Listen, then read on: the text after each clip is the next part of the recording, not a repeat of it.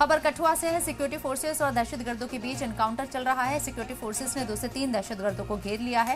इसके साथ ही आपको बता दें, नसोटे इलाके में मशकूक दहशतगर्दों से गोलीबारी की जा रही है। तलाशी मुहिम के दौरान एसओजी टीम पर फायरिंग की गई थी। जैश ए मोहम्मद से जुड़ा हुआ दहशतगर्द को बताया जा रहा है। ये बड़ी खबर आपको बता रहे हैं। वाज़ेह रहे कि 26 जनवरी नजदीक है और ऐसे में जम्मू कश्मीर के अंदर माहौल को खराब करने की पुरजोर कोशिश की जा रही है, लेकिन सिक्योरिटी फोर्सेस चप्पे चप्पे पर निगरानी बनाए हुए हैं और नापाक मंसूबों को कामयाब होने से रोक रही है।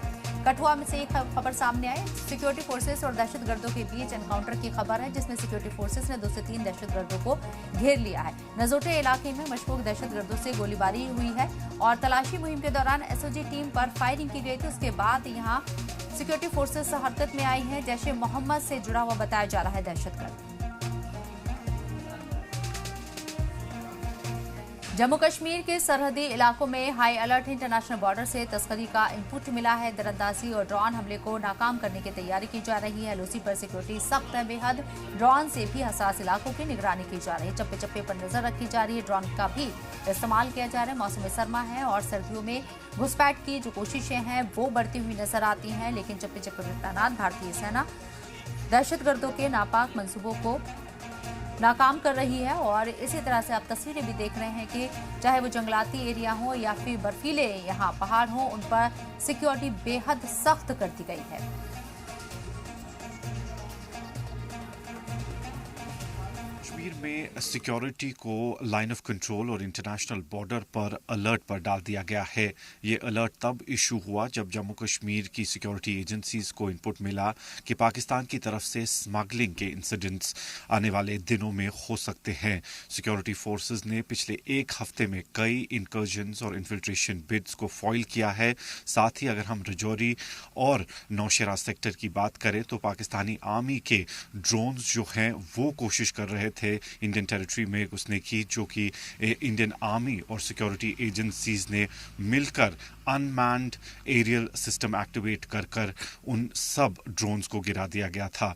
मोस्टली ये देखा गया है कि ये ड्रोन्स इस्तेमाल किए जाते हैं आर्म्स एंड एम्यूनिशन और ड्रग्स को ड्रग ड्रॉपिंग्स में इस्तेमाल करने के लिए। पर जो कि सिक्योरिटी एजेंसीज पहले से ही अलर्ट है, वो कोशिश कर रहे हैं कि ऐसे इंसिडेंट्स को पहले से ही फॉइल किया जाए। वही सिक्योरिटी एजेंसी के पास ये इनपुट्स भी हैं कि पाकिस्तान लॉन्च पैड्स पर तकरीबन 1 दर्जन से ज़्यादा लॉन्च पैड्स जो लाइन ऑफ कंट्रोल के बिल्कुल करीब है, वहाँ पर 100 से 150 टेररिस्ट वेट कर रहे हैं कि वो कब जम्मू कश्मीर में एंटर करे, जिसको लेकर सिक्योरिटी अलर्ट पर है, क्योंकि कई हायर रीचेस पर अभी तक भी बर्फबारी नहीं हुई है। इसी को देखकर सभी पासेस पर सिक्योरिटी बढ़ा दी गई है। कैमरा पर्सन फिरोज के साथ इदरीस लोन, जी न्यूज़। बढ़ते आगे इसी के साथ जम्मू कश्मीर के सरहदी इलाकों में हाई अलर्ट है। इंटरनेशनल बॉर्डर से तस्करी के इनपुट मिले हैं। ड्रोन से निगरानी भी की जा रही है। इसके साथ ही श्रीनगर में दहशतगर्दों के सपोर्ट नेटवर्क पर एक्शन लिया गया है। एलजी ने यहां आपको बता दें कि 5 सरकारी मुलाजिमीन को नौकरी से निकाल दिया है। दहशतगर्दों के लिए ओजीडब्ल्यू के तौर पर काम करने का इल्जाम लगा था और इसके साथ ही लश्कर और हिजबुल मुजाहिदीन के लिए काम करने का भी इल्जाम लगा।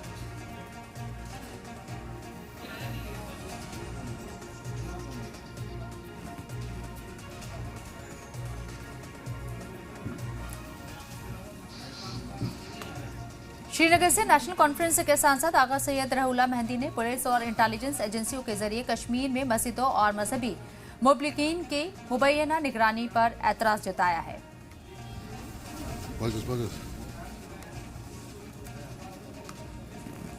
डेली आफ्टरमाथ है ये एक पर्टिकुलर राइट विंग आइडियोलॉजी जो इस मुल्क में इस निजाम को चला रही है, ये उसका प्रोजेक्ट है और सीधे लगता है कि ये कंट्रोल करना चाहते हैं दूसरे मज़ाहिब को, जो उस आरएसएस की राइट विंग आइडियोलॉजी के साथ मुवाफिक नहीं है। इस मुल्क में कॉन्स्टिट्यूशन के मुताबिक हर मजहब और हर मजहब से वाबस्ता लोगों को उनके मजहब पे फ्रीली और बिला खौफ अमल करने की गारंटी और राइट है। इस तरह की सर्वेलेंसेस, इस तरह की इंटिमिडेशन, इस तरह का कंट्रोल उस फ्रीडम ऑफ प्रैक्टिस पे इंफ्रिजमेंट है। ये कॉन्स्टिट्यूशन के साथ ज्यादती है। नेशनल लॉ यूनिवर्सिटी को जम्मू में स्टैब्लिशमेंट करने की मांग को लेकर लॉ स्टूडेंट और वकील सामने आए हैं। इसको लेकर आवाम को अपने साथ जोड़ने और बेदार करने की मुहिम शुरू की है। यूनिवर्सिटी की मांग कर रहे नौजवानों ने उमर अब्दुल्ला को जवाब देते हुए आंकड़े साझा किए हैं, जहां कब कौन से इदारे कश्मीर को जम्मू से पहले मिले और इसकी जानकारी भी दी है। नौजवानों ने कहा है कि NLU का मुद्दा सियासत के लिए खेला जा रहा है, जबकि भारत के कई राज्यों में 3 कहीं 2 NLU कायम हो रखी हैं। ऐसे में जम्मू कश्मीर में कोई तनाज़ा ना बने, इसको लेकर जम्मू और श्रीनगर दोनों जगह NLU कैंपस एस्टैब्लिश है। नेशनल लॉ यूनिवर्सिटी को जम्मू में स्थापित करने के लिए लगातार मांग अब उठना तेज हो गई है। हम सियासी धड़ों में अलग अलग स्टेटमेंट इसको लेकर सुन ही रहे हैं। वहीं लॉ के स्टूडेंट्स और ख़ास तौर पर जो भी के समय में लॉ कर रहे हैं विद्यार्थी, वो नेशनल लॉ यूनिवर्सिटी को जम्मू में यहाँ पर बनाने की मांग को लेकर अब धीरे धीरे करके बाहर आ रहे हैं और हमें लगातार उनकी तरफ से स्टेटमेंट्स भी सुनने को सामने आ रही हैं। आज एक बार फिर से महाराजा हरि सिंह के स्टैचू के पास कुछ यहाँ पे स्टूडेंट्स जो हैं, लॉ स्टूडेंट्स, एडवोकेट्स जो हैं वो इकट्ठा हुए हैं और जो यूनिवर्सिटी है उसको जम्मू में बनाई जाए, इसकी मांग को लेकर एक बार फिर अपनी प्रखर आवाज़ उठा रहे हैं। क्या नाम है आपका? जी, मेरा नाम केशव शर्मा है। केशव, मुझे ये बताइए, हमने कल ही उमर अब्दुल्ला का बयान सुना, उसके बाद बीजेपी की तरफ से भी बयान आया, पॉलिटिक्स इसके ऊपर हो रही है। हालांकि उमर अब्दुल्ला ये कह रहे हैं कि अभी तक हमने डिसाइड नहीं किया है कि ये श्रीनगर में ही बनेगी, लेकिन पहले उन्होंने बडगाम के लिए हामी भरी हुई थी। तो अब आपको क्या लग रहा है कि चीफ मिनिस्टर के इस बयान के बाद क्या नेशनल लॉ यूनिवर्सिटी का जो इशू है, जो मुद्दा है, ये बड़ा बनने वाला है और जम्मू को फिर एक बार एक एजिटेशन के लिए तैयार होना पड़ेगा? जी देखिए, आप पहले भी जितने भी इश्यूज देख रहे हैं वो हमेशा से ही इशू यही उठा रहे हैं, कंट्रोवर्सी भी यही क्रिएट कर रहे हैं। SMBDU भी आप अगर देखिए या एम्स वाला भी देखिए, जिसमें हमने ही प्रोटेस्ट करके हमने वह अपने ले लिया, तो ये भी एक इशू यही क्रिएट कर रहे हैं और यही चाहते हैं कि हम लड़ते रहे, हम जो भी करें, हम कभी आगे ना बढ़ें। ये चाहते हैं कि हम कभी आगे ना बढ़े, मगर ये हम यही चाहते हैं उनसे कि ये चीज़ हमसे ना करवाए। हम सिर्फ एक यूनिवर्सिटी चाहते हैं और उससे ज़्यादा कुछ नहीं चाहते। हम चाहते हैं कि NLU यहाँ पर भी मिले तो वहाँ पर भी मिले, क्योंकि section 3 of Jammu Kashmir NLU act 2019 ये कहता है कि 2 या 2 से ज़्यादा आप बना सकते हो एक यहाँ पर भी। तो महाराष्ट्र में भी 3 बनाए हुए हैं, MP UP में भी 2-2 NLUs बनाए हैं। तो आप जम्मू में क्यों नहीं NLU दे सकते हो, या श्रीनगर में ही क्यों दे रहे हो? और ये उसी टाइम पे इन्होंने क्यों बोला जब बडगाम के इलेक्शन हो, अब वहाँ पर हार गए हैं तो अब ये बोल रहे हैं कि अभी तक हमने कुछ नहीं बोला। लेकिन हालांकि इन्होंने ये भी बोला था कि बडगाम में हम एक वो देखी, हमने बिल्डिंग देखी है, वहाँ पर हम क्लासेस शुरू कर देंगे और इन्होंने 50 करोड़ का वो भी कर दिया है सैंक्शन। तो आप इससे क्या जताओगे कि हम बेवकूफ़ हैं, हमको पता नहीं चलता है कुछ? तो आप बताइए फिर आप क्या बोलना चाह रहे हो। क्या नाम है आपका? Sir, advocate Ketan, LLM scholar, department of law. Ketan, आप मुझे ये बताइए कि जिस तरह से साफ तौर पर अभी हम देख रहे हैं और उमर अब्दुल्ला की स्टेटमेंट्स भी सामने आ रही हैं, आपको लग रहा है कि ये एक बड़ा इशू बनने वाला है और विद्यार्थियों को ज़्यादातर जम्मू प्रोविंस के इनको बाहर निकलना पड़ेगा अगर यूनिवर्सिटी यहाँ लानी है, या फिर अगर बडगाम में बनती भी है तो क्या बच्चे वहाँ पढ़ने नहीं जा सकते? सर, बाहर क्या निकलना पड़ेगा? आज लोहड़ी का त्यौहार है, हम घरों में नहीं गए हैं, हम इन्हीं का क्लैरिफिकेशन लोगों को दे रहे हैं। सर, मैं इनकी कल की जो इन्होंने अपनी बाइट दी है अपने उमर अब्दुल्ला साहब ने, सबसे पहले जो पहली बात आई, मीडिया ने पूछा कि सर ऐसे ऐसे कंट्रोवर्सी चल रही है, कौन सी कंट्रोवर्सी? मैं इनको आज जवाब देना चाहता हूं। सर, ये वही कंट्रोवर्सी है जिसके लिए कश्मीर में GMC पहले गया, एग्रीकल्चर यूनिवर्सिटी पहले गई, शेर Kashmir institute of medical science पहले गया, चेस्ट डिजीज़ पहले गया, बोन एंड जॉइंट हॉस्पिटल पहले गया, सेंट्रल यूनिवर्सिटी पहले गई, एम्स पहले गई। जनाब, ये वही कंट्रोवर्सी है जिसके लिए मीडिया आपसे सवाल पूछ रही है। दूसरा सवाल इन्होंने पूछा, मीडिया वालों ने, जम्मू में खुलने की बात कर रहे हैं, आगे से इंस्टेंट रिस्पॉन्स आया, सोचा भी नहीं क्यों? क्योंकि ये जब इन्होंने बोला क्यों, इसका आंसर ये है सीधा सीधा कि जो अपने IIT और IIM है, इन्होंने हमको बोला IIT IIM मिला ना जनाब, आपने नहीं दिया। ये भी लोगों को बताओ, आपने ये तो बता दिया कि IIT और IIM मिला हुआ है, तो अब हमने इसमें क्या करना है? अब ये गलत है, ये भी जनता को बताओ ना कि IIT से पहले NIT श्रीनगर में है। NIT भी कौन सा, जिससे पहले वहाँ पे REC होता था। REC में आप जनता को बता दूँ, रीजनल इंजीनियरिंग कॉलेजेस होते थे जिसमें इंजीनियर्स बनाए जाते थे, वो भी कश्मीर में था। इन्होंने उसको ही कन्वर्ट किया था पॉलिसी के तहत NIT में, जिसके लिए ये IIT को वहाँ पे नहीं लेके जा सकते थे क्योंकि इनके पास NIT था। जनाब, ये भी अपने मीडिया में बताओ ना। दूसरी बात इन्होंने कही कि इनको दिया, जनाब इन्होंने IIT नहीं दिया था, दिल्ली से तय होके आया था 2013 के बाद कि वो जाना ही जम्मू में है, इनसे तो पूछा ही नहीं गया था उसमें। दूसरी बात, इन्होंने बोला IIM भी है। जनाब, मीडिया के तहत ये भी बताओ कि हमारे पास भी IIM का श्रीनगर में कैंपस है, वो क्यों नहीं बता रहे हो आप एक बेसिकली जो एजेंडा चला रहे हो, आपने इंस्टेंट बोल दिया कि हम यहाँ पे नहीं देंगे। तीसरी बात इन्होंने बोली तब बराबरी की बात आपने क्यों नहीं की? जनाब हम तो ऑलरेडी घाटे में है। अगर हमको NIT IIT मिली है तो वो हमारी बराबरी का हिस्सा है। हम इसी क्यों बोलेंगे हम कि हमें ये भी क्यों दे रहे हो, ये भी आप ले जाओ। अगला इन्होंने बोला नेशनल लॉ यूनिवर्सिटी वाली डिस्क्रिमिनेशन क्यों? जनाब कोई डिस्क्रिमिनेशन नहीं है। आपने एक बडगाम में दिया, आप 3 और बडगाम में दो, लेकिन NLU एक्ट कहता है 1 से ज़्यादा यूनिवर्सिटीज़ हो सकती हैं। हमारे हिस्से की एक दे दो, आप 3 लो 4 लो, हमें कोई फ़र्क नहीं पड़ता उस चीज़ से। अगला सर इन्होंने बोला आप हम पे छोड़िए, हम देख लेंगे। सर पिछले 100 साल से ये जो ड्रामा हमारे पास चल रहा है कि पहले श्रीनगर फिर जम्मू, पहले श्रीनगर फिर जम्मू, हम किस हक से ये हमें कह सकते हैं कि हम पे छोड़ दो? हम ब्लाइंड है, हम पागल हैं, हमें समझ नहीं आता आप हमारे साथ क्या करते हो, और आप कह रहे हो हम पे छोड़ दो, हम आपका डिसीजन करेंगे। जनाब डिसीजन आप करोगे, आप उस कुर्सी पे बैठे हुए हो, लेकिन ये पक्की बात है उस डिसीजन को फेयर होना पड़ेगा, अदरवाइज हम एक्सेप्ट नहीं करेंगे। साफ तौर पर यहाँ आप देखेंगे ये एडवोकेट्स हैं और इनकी यही मांग है, अगर बाकी राज्यों में किसी में 3 या किसी में 2 हैं तो जम्मू कश्मीर में क्यों नहीं बन सकते, और अगर इसको दे दिया जाए तो यकीनन ये कोई राजनीति का विषय बनेगा नहीं। जी जम्मू कश्मीर लद्दाख के लिए जम्मू से ख्वाहिश पटियार की रिपोर्ट।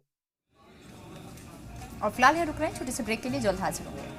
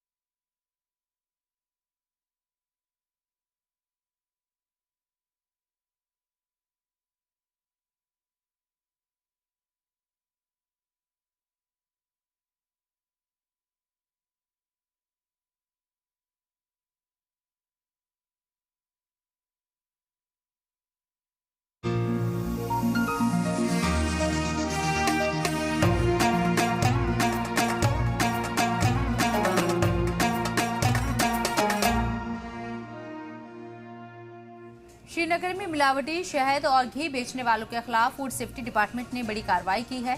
फूड सेफ्टी डिपार्टमेंट ने एक गिरोह का इंकशाफ किया जो मकामी लोगों को मिलावटी शहद और घी असली कश्मीरी ब्रांड का बताकर बेचते थे। फूड सेफ्टी डिपार्टमेंट के असिस्टेंट कमिश्नर ने बताया कि मकामी लोगों से मिलावटी शहद और घी बेचने की जानकारी मिली थी, जिसके बाद मशकूक पर नजर रखी गई और सही वक्त पर ऑपरेशन चलाकर बड़ी मिकदार में नकली शहद और घी जब्त किया गया। लेबलर होता है या जो प्रोसेसर प्रॉपरली होता है, उसका रिपैकर होता है या मैन्युफैक्चर होता है, उसमें कोई इशू नहीं है, उसकी ट्रैकिंग बराबर होती है, सैम्पलिंग भी होती है। लेकिन जो ये हनी रोड साइड्स पे बेचा जा रहा है और ये जो इसका जो ग्रोथ हो रहा है, ये जो मशरूम ग्रोथ हो रही है, उसकी हम उसको वॉच कर रहे थे। उसमें हमें एक इन्फॉर्मेशन मिली थी मेरे को 3-4 दिन पहले। फिर हमने एक 2-3 बंदों को खड़ा किया और उन्होंने वहाँ पे पूरा उसका लोकेशन आइडेंटिफाई किया, कहाँ से है, कौन है, किधर है, बैठते हैं। तो हमने कल सवेरे उसकी रेट डाल दी और वहाँ पे हमने कुछ घी देखा जो 35 kgs का था और कुछ ऑब्जेक्शनल आइटम्स उसके साइड में थे जिसकी ज़रूरत नहीं थी, वहाँ पे होने नहीं चाहिए था। और कुछ हनी हमने देखा और उसमें भी कुछ ऑब्जेक्शनल आइटम्स साइड में थे जो होने नहीं थे। तो उसकी हमने सैम्पलिंग की और हमने उसको एनालिसिस के लिए भेज दिया है। जम्मू कश्मीर के चीफ सेक्रेटरी अटल डुल्लू ने सरकारी स्कूलों में शौचालयों और बाकी फैसिलिटीज को लेकर जायजा मीटिंग की है। इस दौरान उन्होंने लड़कियों के लिए सफाई की सहूलत को यकीनी बनाने पर जोर दिया। चीफ सेक्रेटरी ने स्कूलों में तामीर किए गए शौचालयों और अंडर कंस्ट्रक्शन शौचालय और बाकी बुनियादी फैसिलिटीज का भी जायजा लिया।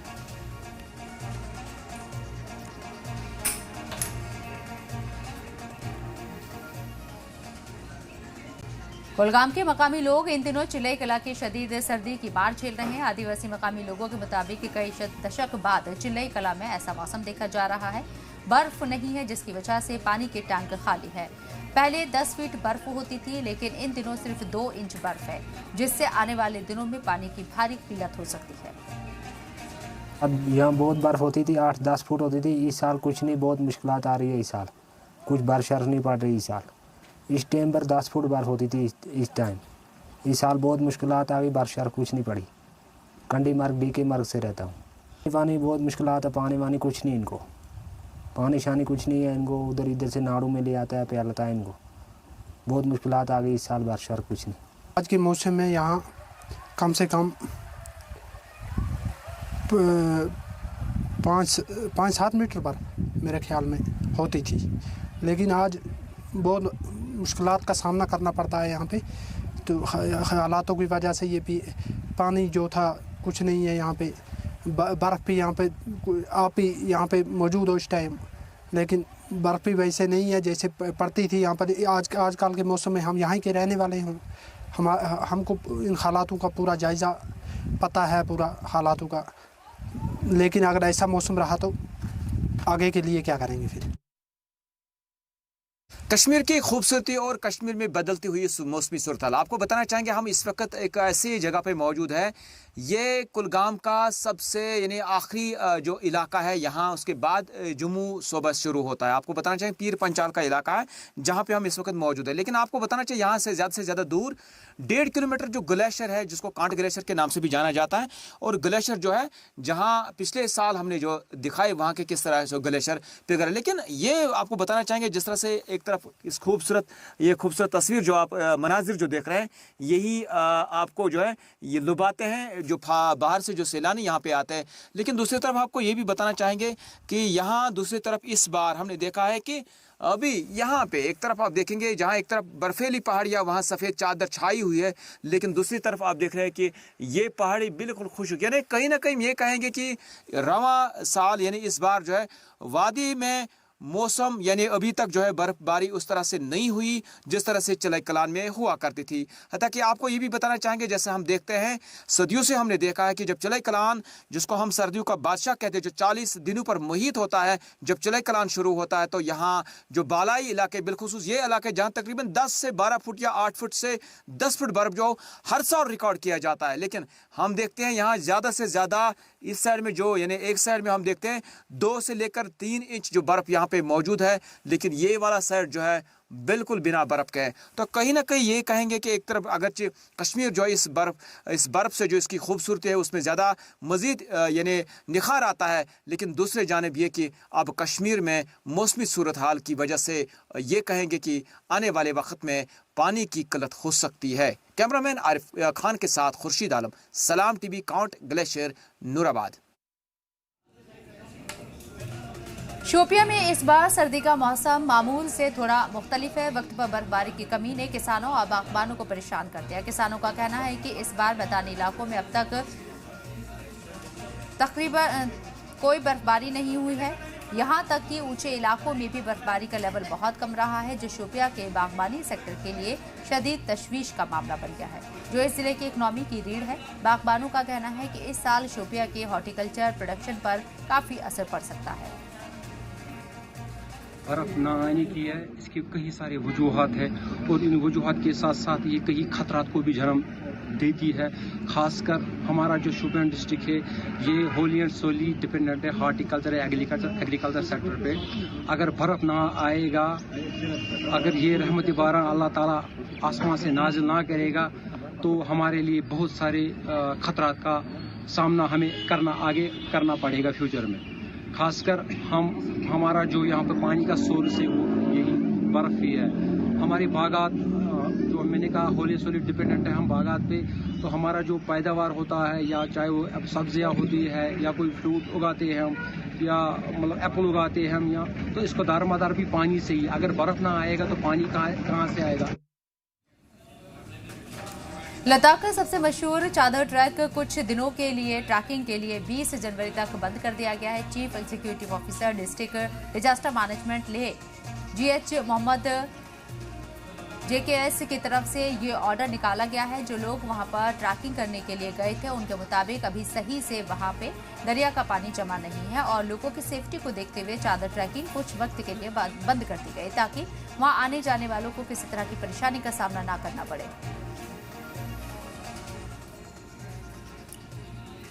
और फिलहाल यहाँ रुकने एक छोटे से ब्रेक के लिए जल्द हाजिर होंगे।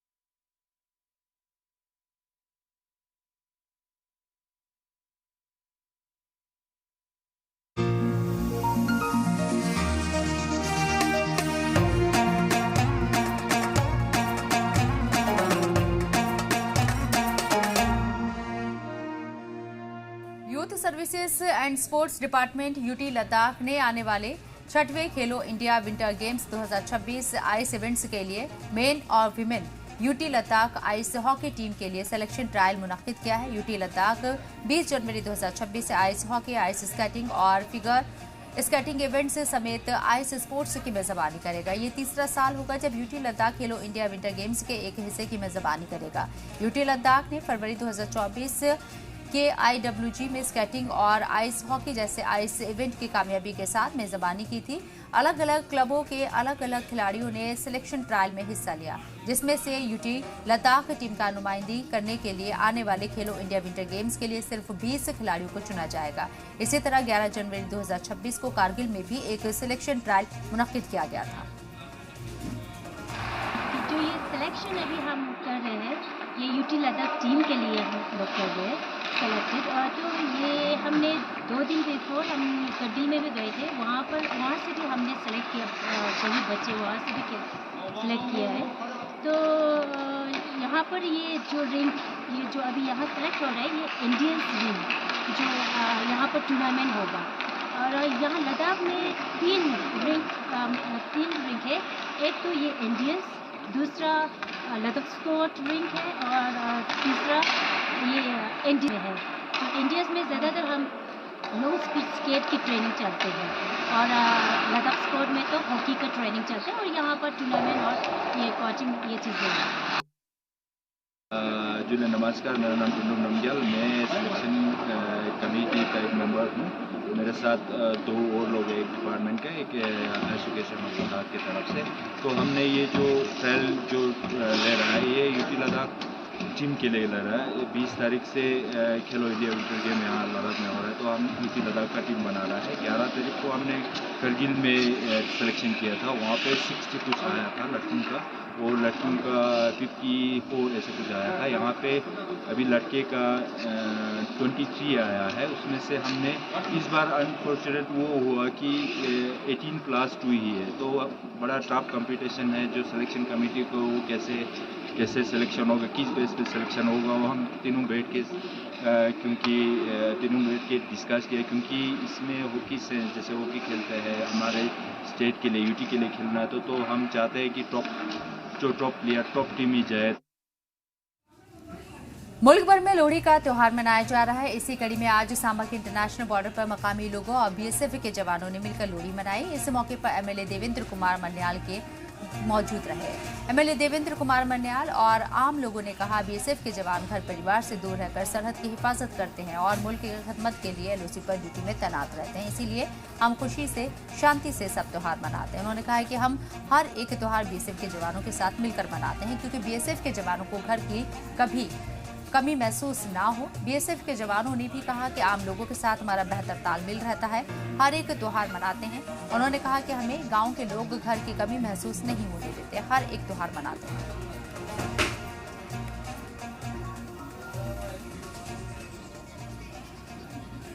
इसी के साथ फिलहाल इस बुलेटिन में इतना ही। दीजिए इजाजत, आप देखते रहिए सलाम TV आता।